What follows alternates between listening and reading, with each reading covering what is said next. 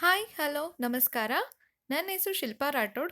ನಾನು ನಿಮಗೆ ಸಾಮಾನ್ಯ ವಿಜ್ಞಾನದ ಪ್ರಮುಖ ಪ್ರಶ್ನೆಗಳ ಬಗ್ಗೆ ಮಾಹಿತಿಯನ್ನು ನೀಡ್ತಾ ಇದ್ದೀನಿ. ಮೊದಲನೇ ಪ್ರಶ್ನೆ ನೋಡೋಣ. ಪ್ಯಾರಾಫಿನ್ ಯಾವುದರ ಉಪ ಉತ್ಪನ್ನವಾಗಿದೆ ಎಂದರೆ? ಉತ್ತರ: ಪೆಟ್ರೋಲ್ ಶುದ್ಧೀಕರಣದಿಂದ. ಪ್ಯಾರಾಫಿನ್ ಹೆಚ್ಚಿನ ಆಧುನಿಕ ಮೇಣದ ಬತ್ತಿಗಳು ಪ್ಯಾರಾಫಿನ್ ಮೇಣದಿಂದ ತಯಾರಿಸಲಾಗುತ್ತದೆ.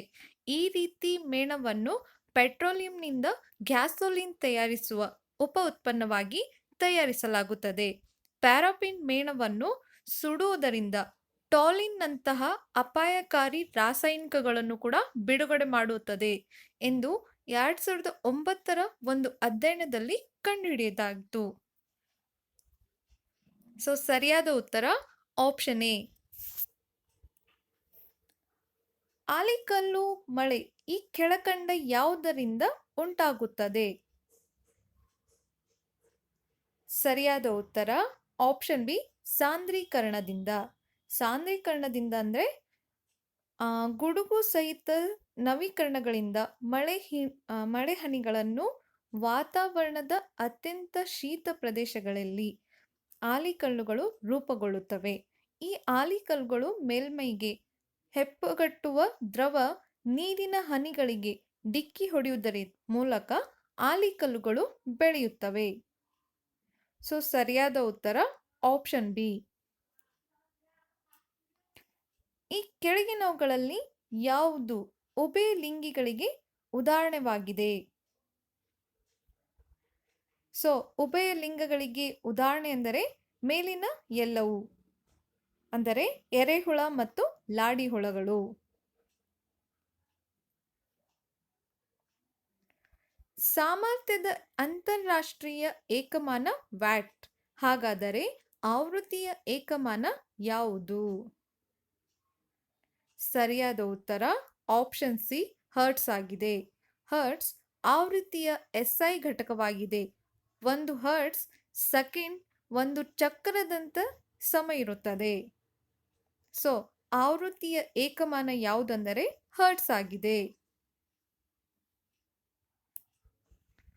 ಸೌರ ಕಕ್ಷೆಯಲ್ಲಿ ಹ್ಯಾಲಿ ಧೂಮಕೇತು ಪಥದ ಆಕಾರವು? ಉತ್ತರ: ಸರಿಯಾದ ಉತ್ತರ ಆಪ್ಷನ್ ಸಿ, ಅಂಡಾಕಾರವಾಗಿರುತ್ತದೆ. ಅಂದರೆ ಕಳೆದ 3 ಶತಮಾನಗಳಲ್ಲಿ ಹ್ಯಾಲಿ ಕಕ್ಷೆಯ ಅವಧಿ 75ರಿಂದ 76 ವರ್ಷಗಳ ನಡುವೆ ಇತ್ತು. ಆದರೆ ಕ್ರಿಸ್ತಪೂರ್ವ 240ರಿಂದ 74ರಿಂದ 79 ವರ್ಷಗಳ ನಡುವೆ ಬದಲಾಗಿದೆ. ಸೂರ್ಯನ ಸುತ್ತ ಅದರ ಕಕ್ಷೆಯು ಹೆಚ್ಚು ಅಂಡಾಕಾರವಾಗಿ ಕಾಣುತ್ತದೆ. ಈ ಕಾರಣದಿಂದ ಸೌರ ಕಕ್ಷೆಯಲ್ಲಿ ಹ್ಯಾಲಿ ಧೂಮಕೇತು ಪಥದ ಆಕಾರವು ಅಂಡಾಕಾರವಾಗಿರುತ್ತದೆ.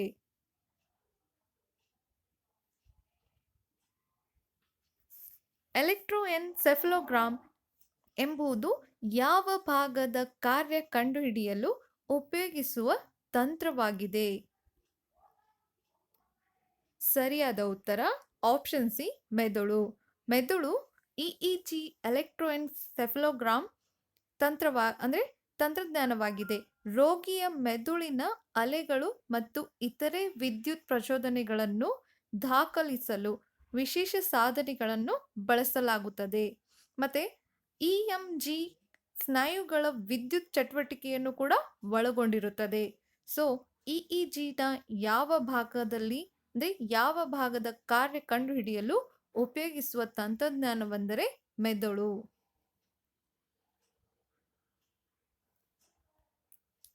ಸಾಸಿವೆ ಗಿಡದ ಹೂವಿನ ಬಣ್ಣ ಯಾವುದು?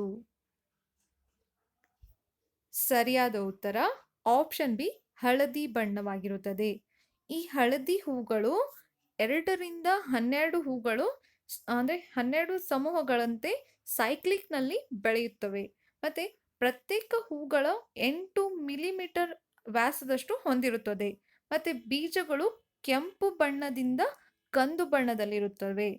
ಮತ್ತೆ ಪ್ರತಿ ಹೂವಿನ ಉತ್ಪತ್ತಿ ಆಗುವ ಸಾಸಿವೆ 1ರಿಂದ 2 ಮೀಟರ್ ಎತ್ತರದಲ್ಲಿ ಬೆಳೆಯಬಲ್ಲದು.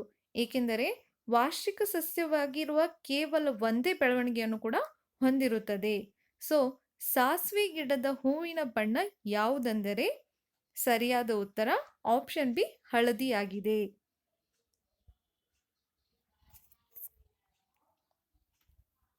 ಯಾವ ಬಗೆಯ ಮಣ್ಣು ಹೆಚ್ಚಿನ ನೀರನ್ನು ಹಿಡಿದಿಟ್ಟುಕೊಳ್ಳುವ ಸಾಮರ್ಥ್ಯವನ್ನು ಹೊಂದಿದೆ?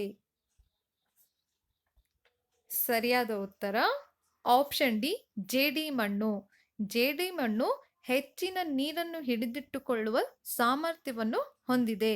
ಹೇಗೆಂದರೆ ಸಣ್ಣ ಕಣಗಳು ಅಂದರೆ ಜೇಡಿ ಮಣ್ಣಿನ ಸಣ್ಣ ಕಣಗಳು ದೊಡ್ಡ ಮರಳಿನ ಕಣಗಳಿಗಿಂತ ಹೆಚ್ಚಿನ ಮೇಲ್ಮೈ ವಿಸ್ತೀರ್ಣವನ್ನು ಹೊಂದಿರುತ್ತದೆ.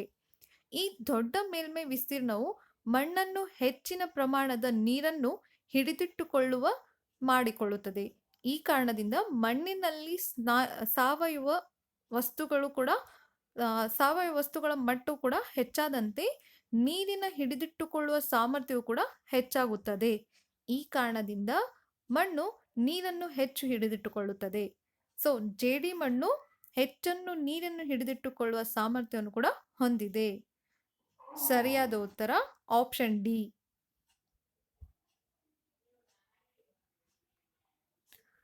ಮೂಲ ವಸ್ತುಗಳಲ್ಲಿ ಅತಿ ಭಾರವಾದದ್ದು?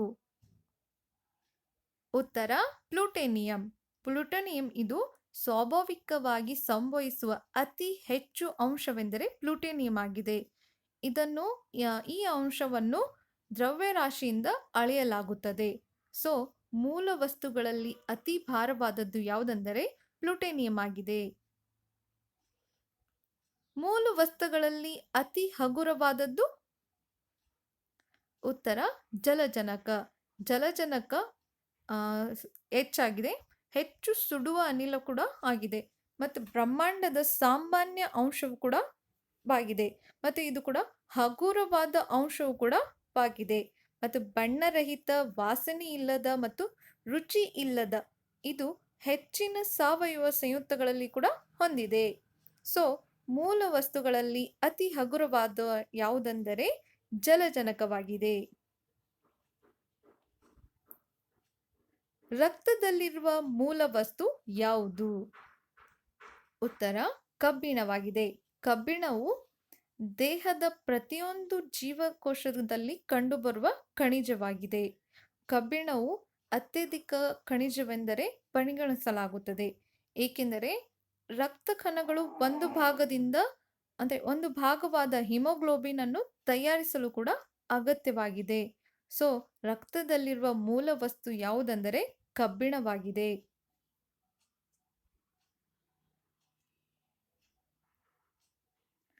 ನಕ್ಷತ್ರಗಳಲ್ಲಿರುವ ಮೂಲ ವಸ್ತು ಯಾವುದು? ಉತ್ತರ ಜಲಜನಕ. ಜಲಜನಕ ನಕ್ಷತ್ರಗಳಲ್ಲಿರುವ ಮೂಲ ವಸ್ತು.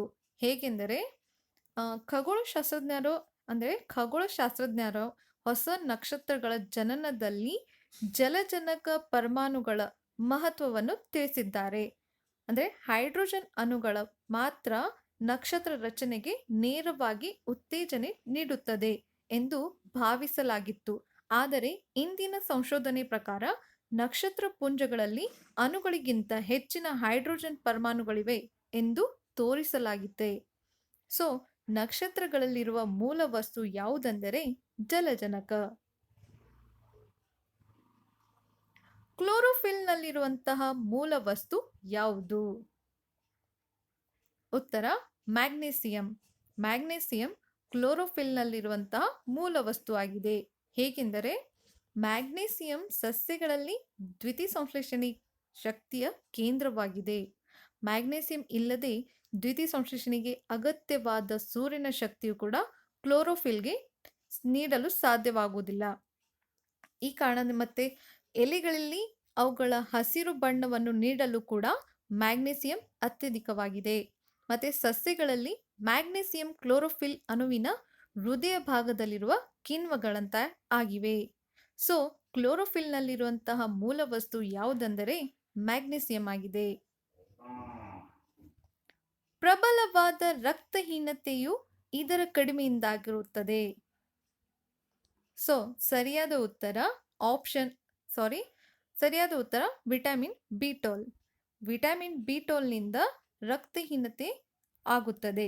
ಹೇಗೆ ಅಂದರೆ ವಿಟಮಿನ್ ಬಿ12 ಕೊರತೆಯನ್ನು ಹೊಂದಿರುವುದರಿಂದ ನಮ್ಮ ದೇಹದಲ್ಲಿ ವಿಟಮಿನ್ ಸಾಕಷ್ಟು ಇಲ್ಲದೇ ಇರುವಾಗ ಕೆಂಪು ರಕ್ತ ಕಣಗಳಲ್ಲಿ ತಯಾರಿಸಲು ವಿಟಮಿನ್ ಬಿ12 ಅಗತ್ಯವಿರುತ್ತದೆ. ಅಂದರೆ ನಮ್ಮ ದೇಹದ ಮೂಲಕ ಆಮ್ಲಜನಕವನ್ನು ಸಾಗಿಸುತ್ತೇವೆ. ಸಾಕಷ್ಟು ಬಿ12 ಇಲ್ಲದೇ ಇರುವುದರಿಂದ ರಕ್ತಹೀನತೆಗೆ ಕಾರಣವಾಗಬಹುದು. ನಮ್ಮ ದೇಹವು ಕೆಲಸವನ್ನು ಮಾಡಲು ಕೂಡ ಸಾಕಷ್ಟು ಕೆಂಪು ರಕ್ತ ಕಣಗಳು ಹೊಂದಿಲ್ಲದಿರುವಾಗ ನಮ್ಮ ದೇಹಕ್ಕೆ ದುರ್ಬಲ ಮತ್ತು ಶಕ್ತಿ ಇಲ್ಲದ ಹಾಗೆ ಮಾಡುತ್ತದೆ. ಸೊ ದುರ್ಬಲವಾದ ರಕ್ತಹೀನತೆಯ ಇದರ ಕಡಿಮೆಯಿಂದ ಆಗುತ್ತದೆ ಅಂದರೆ ಉತ್ತರ ವಿಟಮಿನ್ ಬಿ12ನಿಂದ.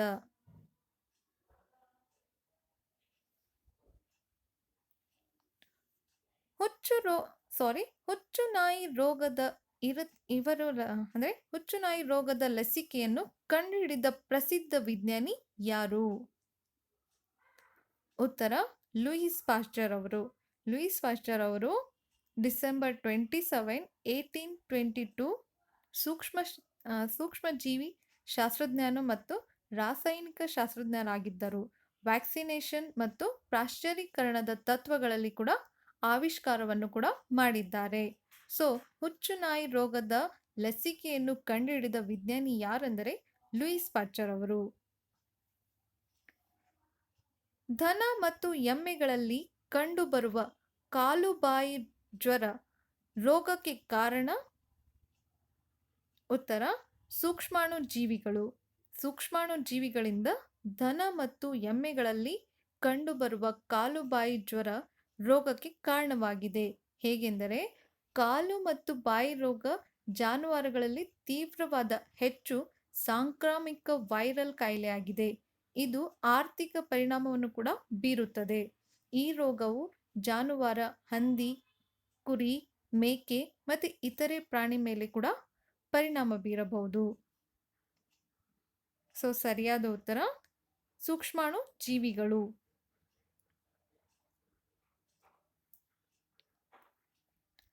ಮನುಷ್ಯನ ರಕ್ತದಲ್ಲಿ ಸಾರ್ವತ್ರಿಕವಾಗಿ ಸ್ವೀಕರಿಸುವಂತಹ ರಕ್ತದ ಗುಂಪು? ಉತ್ತರ ಗ್ರೂಪ್ ಎಬಿ.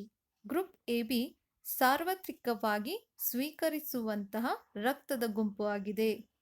ಗ್ರೂಪ್ ಓ ಯಾರಿಗಾದರೂ ಕೆಂಪು ರಕ್ತ ಕಣಗಳನ್ನು ದಾನ ಮಾಡಬೇಕಾದರೆ ಗ್ರೂಪ್ ಓ ಸ್ವೀಕರಿಸುತ್ತದೆ. ಅಂದರೆ ಯಾರು ಬೇಕಾದರೂ ಗ್ರೂಪ್ ಓ ರಕ್ತವನ್ನು ದಾನ ಮಾಡಬಹುದು.